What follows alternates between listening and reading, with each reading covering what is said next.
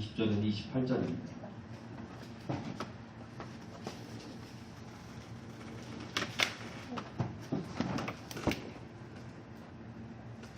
제가 읽어드리겠습니다. 마태복음 20장 20절에서 28절. 그때 세베대의 아들의 어미가 그 아들들을 데리고 예수께 와서 절하며 무엇을 구하니 예수께서 가르치되 무엇을 원하느뇨 가로되 이 나의 두 아들을 주의 나라에서 하나는 주의 우편에 하나는 주의 좌편에 앉게 명하소서. 예수께서 대답하여 가라사대 너희 구하는 것을 너희가 알지 못하는도다. 나의 마시려는 잔을 너희가 마실 수 있느냐 저희가 말하되 할 수 있나이다. 가라사대 너희가 과연 내 잔을 마시려니와 내 좌우편에 앉는 것은 나의 줄 것이 아니라 내 아버지께서 누구를 위하여 예비하셨든지 그들이 얻을 것이니라. 열 제자가 듣고 그 두 형제에게 대하여 분이 여기거늘 예수께서 제자들을 불렀다가 가라사대 이방인의 집권자들이 저희를 임의로 주관하고 그 대인들이 저희에게 권세를 부리는 줄 너희가 알거니와 너희 중에는 그렇지 아니하니 너희 중에 누구든지 크고자 하는 자는 너희를 섬기는 자가 되고 너희 중에 누구든지 으뜸이 되고자 하는 자는 너희 종이 되어야 하리라. 인자가 온 것은 섬김을 받으려 함이 아니라 도리어 섬기려 하고 자기 목숨을 많은 사람의 대속물로 주려 함이니라. 제목은 무엇을 원하느냐. 오늘 본문에 등장한 제자들의 모습이 좀 볼성 사나운 것 같습니다. 성경에서는 제자들 간의 서열 다툼이 종종 일어나긴 합니다. 사실 지금이 그런 싸움을 할 때가 아닙니다. 바로 앞절을 보면 주님께서 이 길로 예루살렘으로 올라가면 체포되어 십자가에서 죽으시고 사흘 만에 다시 살아나실 것을 예고합니다. 근데 누구 하나 주님의 십자가는 안중에 없고 슬픔은커녕 오히려 예루살렘에서 이루어질 새 왕국에 잔뜩 들떠 있는 모습입니다. 심지어 어머니까지 대동을 해서 권력을 구하는 야고보와 요한의 모습은 주님을 쫓았던 그들의 목적을 적나라하게 보여주고 있습니다. 예수님의 사역이 이제 막바지에 도달한 것을 보고 슬슬 제자들의 속마음이 드러나기 시작합니다. 그때 가서 결국 사람들의 속셈이 드러나지 않습니까? 3년을 함께하며 자신의 모든 것을 보여주고 진심으로 사랑을 주셨던 주님의 마음이 참 많이도 쓸쓸하실 것 같습니다. 오늘 주님 옆에 나가 무엇을 구하는 제자들처럼 우리도 매일 주님께 필요한 것들을 구하며 살아가고 있습니다. 한눈에 봐도 제자들은 잘못된 것을 구하는 걸 알 수 있습니다. 우리가 무엇을 어떻게 기도하며 풍성한 은혜 가운데 살아갈 것인지 본문을 통해서 오늘 나누기로 합니다. 먼저 제자들이 잘못 구한 간청에 대해서 살펴보겠습니다. 권력자의 주변엔 갖가지 이기적인 목적으로 추종자들이 모여듭니다. 당시 예수님을 따르는 제자들도 각자의 목적이 있었습니다. 그들은 예수님의 부르심을 받고 거역할 수 없는 무언가에 매료되어 제자들의 길을 걷게 된 사람들입니다. 그렇다고 이 장년의 남자들에게 세상적인 야망과 성공에 대한 욕심이 왜 없겠습니까? 우리도 사실 영생의 축복보다는 하나님의 선물을 기대하고 처음에는 교회에 나오기 시작한 것 같기도 했습니다. 언제까지 가난하고 언제까지 병든 대로 살고 믿어도 끝까지 달라지는 게 아무것도 없다면 어떻게 하나님만으로 만족하며 믿음을 지키겠습니까? 적은 것이라도 희생하고 땀 흘렸으면 대가를 구하는 게 사랑입니다. 제자들이야 생업을 다졌고 3년 반을 예수님 뒤를 따랐으니 당연히 보상을 바라지 않겠습니까? 본문 앞에 19장에서 이미 베드로 사도가 예수님께 노골적으로 자기에게 주어진 대가가 무엇인지 묻고 있습니다. 이에 베드로가 대답하여 이르되 보소서 우리가 모든 것을 버리고 주를 따라오사온데 그런즉 우리가 무엇을 얻으리이까? 우리가 늘 하는 질문이 바로 이겁니다. 하나님 제가 이렇게 주님 믿고 따르는데 도대체 언제 제가 구하는 걸 손에 넣겠습니까? 베드로의 질문에 주님이 이렇게 말씀하십니다. 예수께서 가라사대 내가 진실로 너희에게 이르노니 세상이 새롭게 되어 인자가 자기 영광의 보좌에 앉을 때 나를 쫓는 너희도 12보좌에 앉아 이스라엘 12지파를 심판하리라. 제자들은 결국 기대했던 대답을 받아냅니다. 주님의 나라가 오면 너희 12장관이 되게 해주겠다는 겁니다. 우리는 주님의 대답과 제자들의 이해 속에 슬프게도 큰 차이가 있음을 다 알고 있습니다. 제자들은 예수님의 나라가 로마의 압제를 벗어난 이스라엘 새 정부라고 생각합니다. 그러나 약속에 그들은 당연히 새 나라의 장관이 될 테고 그 중에 누가 총리가 될 것인지 신경전을 벌이고 있었던 겁니다. 그들은 예수님이 이스라엘의 왕으로 등극하리라고 진짜 그렇게 믿고 있었던 것을 알 수 있습니다. 우리가 이렇게 하나님의 뜻을 오해할 때가 참 많이 있습니다. 최고의 권력을 위해 오늘 야고보와 요한의 어머니가 치맛바람까지 동원을 해서 적극적으로 청탁에 나섭니다. 자식 잘되게 하려는데 부모가 무엇인들 마다하겠습니까? 전에 유명한 장관이 자기 딸을 외교부에 특채로 넣어준 문제로 결국 2년 만에 장관직을 사퇴하고 말았습니다. 코앞에 권력을 앞둔 사람들이 청문회에서 대부분 곤욕을 치르는 게 위장전입 문제인데 다들 자식 교육 때문이었다고 합니다. 사실 세 보좌의 청탁이 너무 뻔뻔하고 당당해 보여서 의아스럽지만 성경 전체를 보면 이들이 나름 이 정도는 구할 자격이 된다고 생각했으리라 추측할 수 있습니다. 갈릴리 지방의 세베대 가문은 당시 어업으로 상당한 재력을 가진 집안입니다. 신학자들은 요한이 예루살렘 대제사장 공관에 고기를 납품했기에 대제사장 집안을 잘 알고 있었다고 말합니다. 실제 십자군 시대까지 예루살렘에는 세베대 물고기 상점이 있었다고 합니다. 유대인으로서는 꽤 유력한 집안으로 아들을 둘씩이나 예수님의 제자로 드린 겁니다. 그 어머니는 주님의 어머니 마리아와 친척 관계에 있었고 예수님의 길을 따르며 재정적인 후원을 많이 했었던 것을 성경을 통해서 알 수 있습니다. 또한 예수님께서도 특별한 기적의 현장이나 사적인 장소에 베드로와 함께 야고보 요한을 잘 데리고 다녔습니다. 그러니 이 정도 되면 예수님의 좌편과 우편의 영예를 얻을 자격이 충분하다고 생각한 것입니다. 문제는 그들이 구한 것이 예수님이 주시려는 것과 다르다는 것입니다. 제자들이 이 땅의 권세를 원하고 예수님은 천국의 권세를 주시려고 합니다. 그래서 오늘 본문을 천천히 읽어보면 좀 묘한 대화가 이루어지고 있음을 보게 됩니다. 겉으로 보기엔 그런데 대화가 되는 것 같지만 사실 예수님과 제자들이 서로 엉뚱한 이야기를 하고 있습니다. 제자들은 계속 이 땅의 권세를 달라고 하는데 예수님은 그것이 틀렸다고 하지 않고 이야기를 슬슬 하늘의 권세를 주실 약속으로 몰아가십니다. 이게 바로 우리가 구하는 기도에 대한 하나님의 뜻대로 응답해 가시는 과정과 똑같은 패턴입니다. 예수님은 제자들이 구하는 것이 잘못되었다고 찬물을 끼얹지 않습니다. 비록 하나님의 관점에서 어리석은 기도지만 그래도 주님이 그것을 하찮게 여기지 않으시는 것은 우리가 그걸 간절히 원하기 때문입니다. 부모들은 아무리 무익한 물건이라도 자식이 그걸 너무 좋아하면 마구잡이로 뺏지 못하기 마련입니다. 제 딸이 어렸을 때 공갈 젖꼭지를 떼낼 때 그래서 아주 힘들었습니다. 버렸다고 해놓고도 밤에 칭얼대고 찾을까봐 한동안 버리지 못하고 간직해 놓았던 기억이 납니다. 우리가 어떤 목적으로 어떤 욕심을 갖고 하나님 앞에 나가더라도 하나님은 우리를 설득하시며 가장 좋은 것으로 바꾸며 인도하실 줄 믿습니다. 하나님의 인도를 평생 받아온 사람들은 구하는 것보다 더 좋은 것을 받으며 살아왔다는 것을 인정하지 않을 수 없습니다. 우리가 기도하는 것이 소중한 것은 구하는 것을 아버지께 받을 뿐 아니라 그 과정을 통해서 놀라운 영적 깨달음과 은혜까지 받게 되기 때문입니다. 제자들은 오늘 응답을 거절당한 게 아니라 더 완전한 것으로 응답을 받은 것입니다. 만일 그들이 요구했던 이 땅의 권력만을 주셨다면 그 영화는 짧은 한평생으로 끝납니다. 제자들에게 성령을 주시고 복음을 위해 주님의 고난에 동참하게 하십니다. 그래서 영원한 천국과 영광과 권세를 얻게 하십니다. 이 땅의 권세가 얼마나 갑니까? 전임 국회의원으로 구성된 헌정의 보고를 10년 전에 봤습니다. 그 보고를 보면 한 달에 120만 원이 연로 지원금을 받고 있는 국회의원이 750명이나 된다고 합니다. 그 중에 집이 없어 찜질방에 사는 분이 18명이라고 합니다. 컨테이너 박스에 사는 사람분이 2명, 사글세를 사는 사람이 180명이라고 합니다. 이분이 국회의원들입니다. 노년의 인생이야 누구나 힘들겠지만 한때 화려했던 만큼 세상의 권력의 허무함을 말해주는 것 같습니다. 예수님께서 이런 물거품 같은 축복보다 영원한 복으로 인도하신다는 것이 본문의 가르침입니다. 영적인 축복보다 우리에게는 이 땅의 축복이 항상 더 우선임을 부정할 수 없습니다.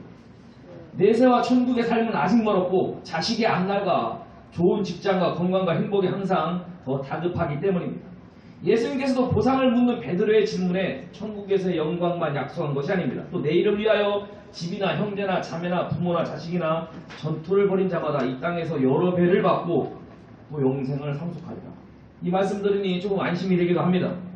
우리가 주님을 섬기며 헌신한 대가로 반드시 이 땅에서도 우리를 잘되게 해주겠다는 그런 약속입니다. 다만 그 축복이 이 땅에서 소모되고 사라지는 것이 아니라 천국의 삶까지 이어지길 원한다는 것입니다.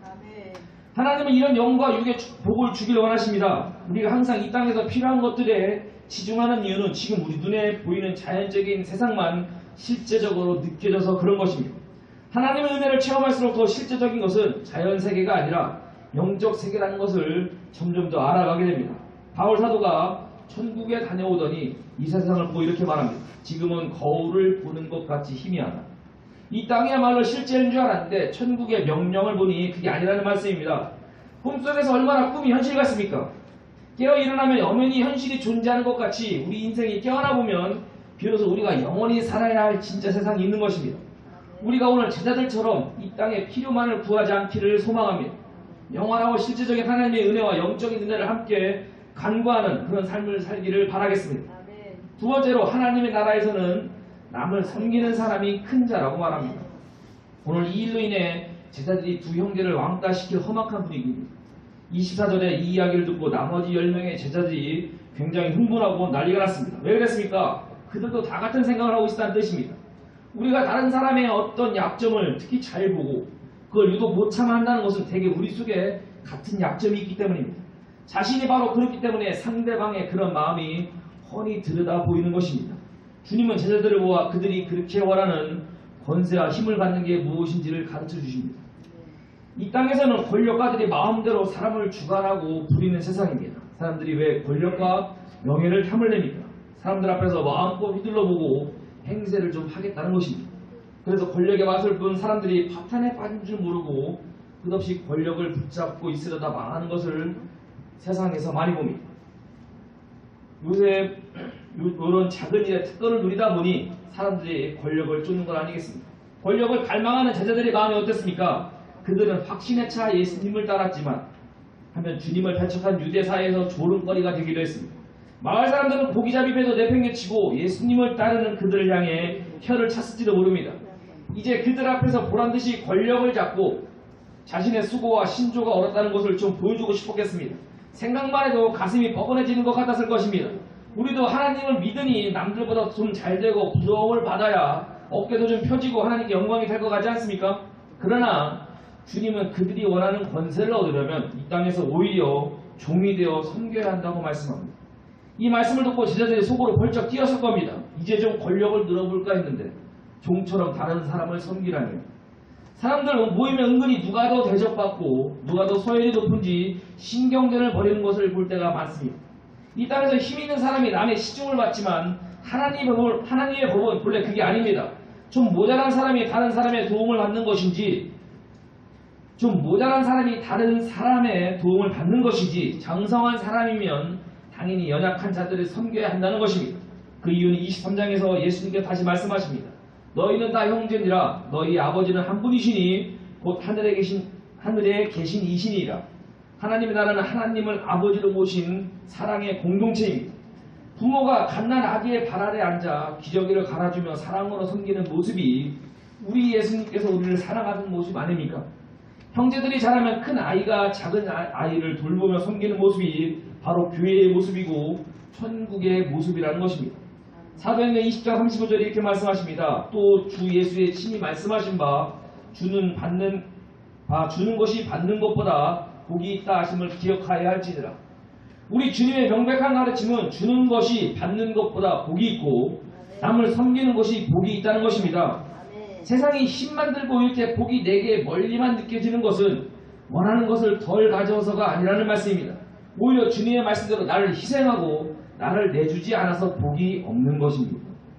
최근에 믿지 않는 분들도 섬김의 리더십이란 말을 많이 씁니다. 이제 사람들을 지도하고 통치할 때도 옛날처럼 권위로 누르고 호령해서는 실패한다는 것을 알았다는 것입니다. 주님의 말씀이 진리인 줄 믿습니다.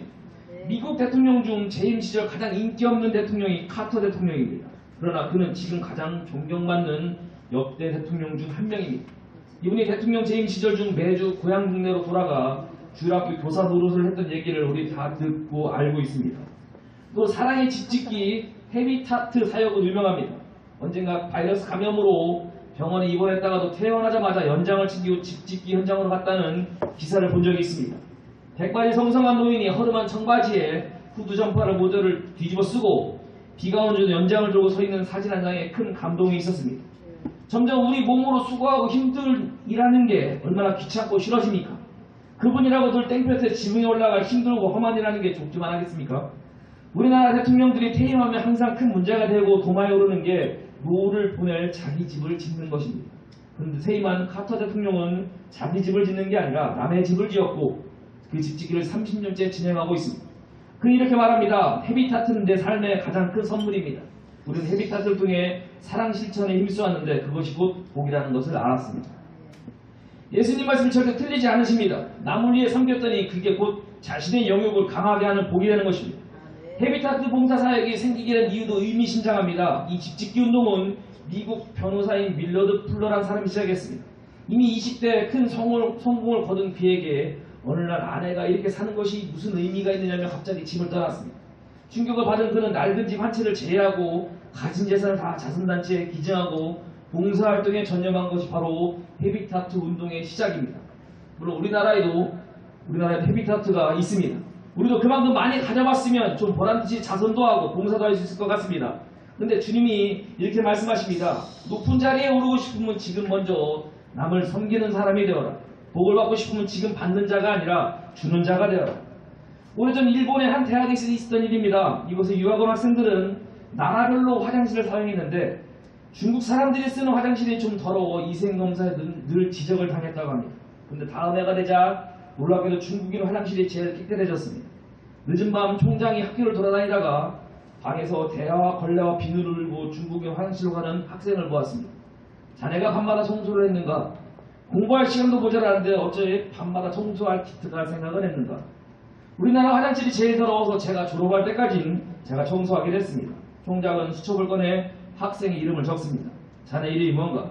장계석입니다.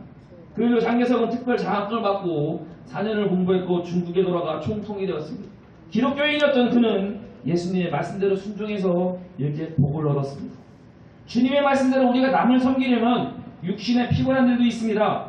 때로 내가 가진 물질을 풀어야 할 때도 있습니다. 그러나 주님의 명백한 가르침은 반드시 주는 삶이 복되다는 것입니다. 종이 되고 섬기는 삶에 천국의 풍성한 영광이 보장되었다는 것입니다.